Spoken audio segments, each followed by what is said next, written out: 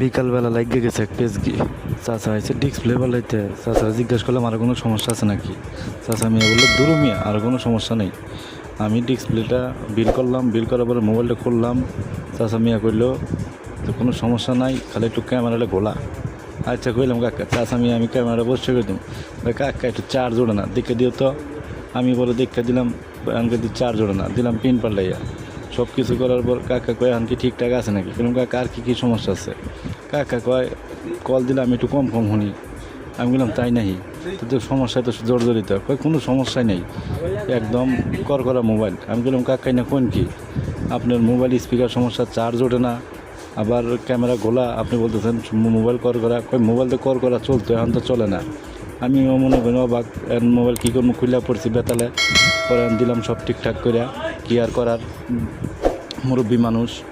পরে যাই হোক কাকারে বুঝাইলাম, বলি বাটনের সমস্যা, সুইচ বাটনের সমস্যা। পরে বাটন দিলাম ঠিক করে, কাকারে করলাম 100 টাকা দিয়ে। কাকা কয় বাটন তো ঠিকই আছে।